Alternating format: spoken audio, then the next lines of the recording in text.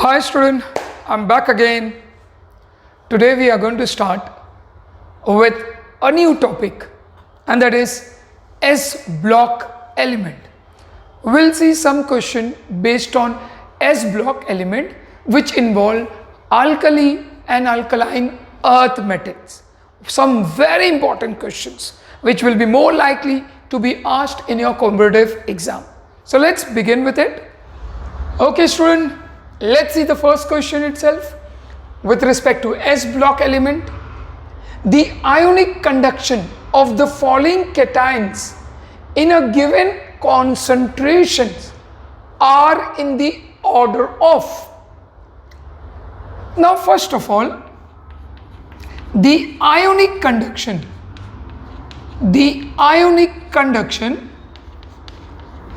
is inversely proportional to the ionic hydrated ions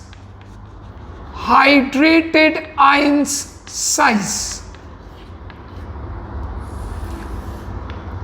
Okay, so ionic conduction is inversely proportional to hydrated ion size. Now what is the meaning of this?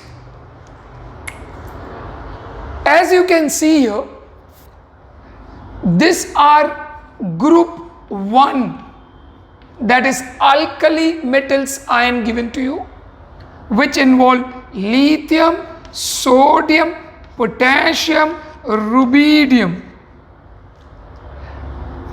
They all are in the ionic form. As we know, the smallest size will be of lithium. So lithium will be highly hydrated. What is the meaning of hydrated? Lithium ion, which is very small in size, will be surrounded with large number of water molecule. Highly hydrated. So since it will be highly hydrated, the movement of lithium ion will be very less, because of which the conduction will be very less. Now we want highest conduction, so definitely the size which is very big, rubidium ion size is large, so water molecules surrounding it will be less, so movement will be very fast, so the conduction will be more for Rb plus as compared to lithium. So as we go down of the group, the size increases, so hydration becomes less, conduction more. So what should be the order for it? It should be rubidium ion first, followed by potassium, then sodium, and the least conduction will be lithium. So the answer for this question will be A. A is the correct answer for this question. Got it? Chalo, let's see the next question now. The product obtained on heating lithium nitrate will be. Now, we all know lithium belong to group 1 element, that is an alkali. Lithium, sodium, potassium, rubidium, cesium. Now this is group 1 element. Lithium is an exception. Nitrates of all the others, for example NaNO3, the moment you heat it, it gives you NaNO2 plus half O2 gas. So metal nitrate for all of them will give you NaNO2 metal nitrite plus half oxygen for all of them except lithium. Lithium is an exception. Its nitrate, whenever you heat it, it gives you lithium oxide along with NO2 along with oxygen gas. So this is an exceptional behavior shown by lithium nitrate. So your answer for this question will be B is the correct option for this. Okay, remember this is an exception behavior shown by lithium nitrate. Yes student, let's see one more question with respect to this topic. Aqueous solution of sodium thiosulfate on reaction with chlorine gives. Now we all know chlorine is an oxidizing agent, so definitely it will oxidize sodium thiosulfate. How? Sodium thiosulfate gets oxidized by chlorine in presence of water to give you sodium bisulfate along with HCl. We need to balance this equation 4, 5, 2, 8. Okay, so just have a look at it. This is the balance equation of oxidation of sodium thiosulfate by chlorine. So it oxidizes to form sodium bisulfate. So your answer for this question is sodium bisulfate, that is B. Okay, very important question this is. Okay student, now let's see question number 4, which says the solubility of alkali metal hydroxide is. Now they have given me group 1 metals are involved, given group 1, all these are group 1 metal hydroxide.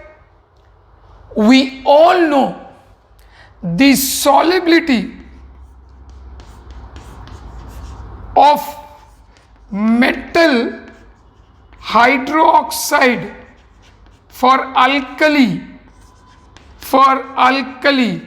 is directly proportional to the size of alkali metal.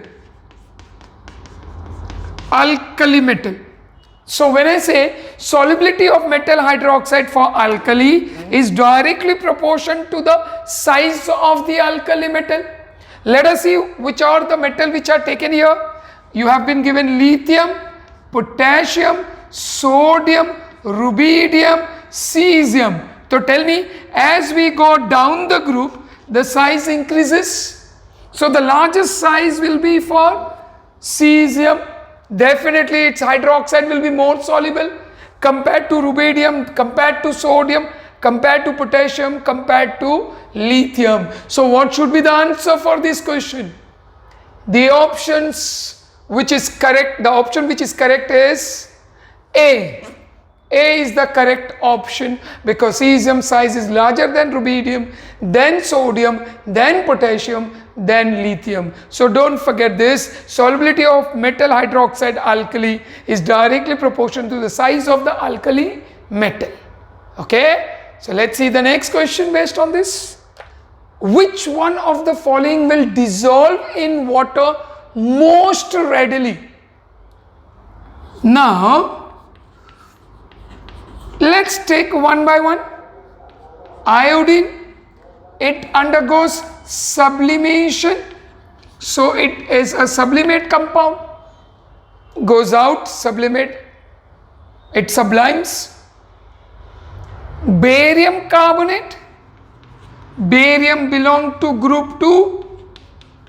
Group 2 are insoluble in water, so group 2 carbonate insoluble in water. Potassium fluoride is alkali halide. Alkali halide are highly soluble in water, highly soluble except lithium fluoride. The rest all are highly soluble. What about PbI2? It is sparingly soluble.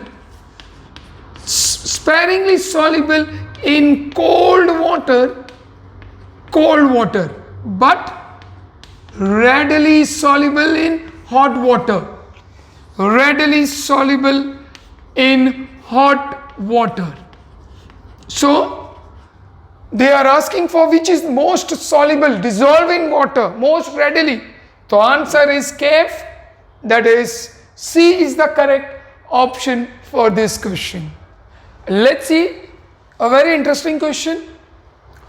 Chlorine reacts with X to form bleaching powder.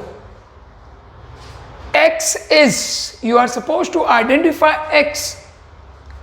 Among them, which one is going to give you bleaching powder? First and foremost, we know that bleaching powder is calcium oxychloride. So let's see which compound gives you calcium oxychloride. We take calcium hydroxide treated with chlorine. It gives you CaOCl2. CaOCl2 along with water.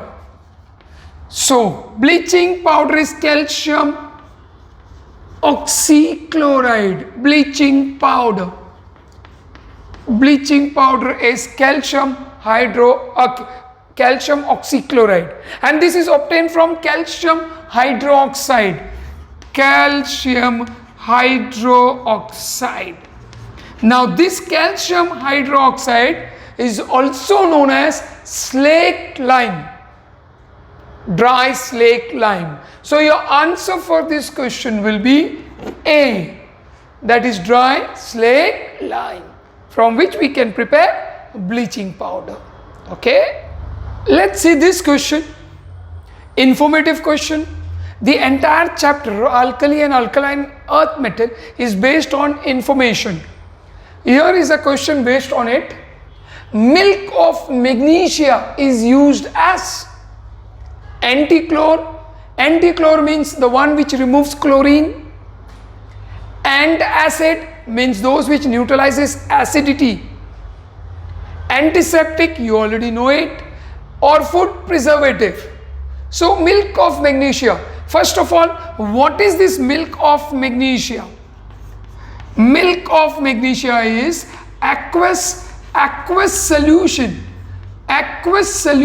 of magnesium hydroxide.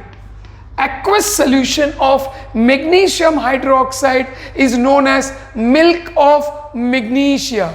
Now, since it is a base, definitely it will neutralize acid. Being a base, it will neutralize acid. That's the reason it is used as antacid. Antacids are those which neutralizes acidity. So your answer for this question is B. Let's see this question. The metal that cannot be obtained by electrolysis of an aqueous solution of its salt is it silver, calcium, copper, or chromium? What's your answer? Now we all know, higher the position of the element in the electrochemical series,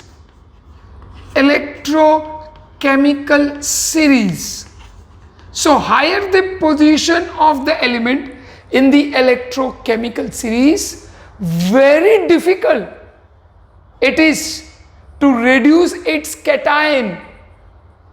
Now don't forget, higher the position in the electrochemical series, difficult for its cation to be reduced. Now look at the options very carefully. You understand calcium in the electrochemical series is at a higher position, so it is very difficult for us to reduce calcium ion.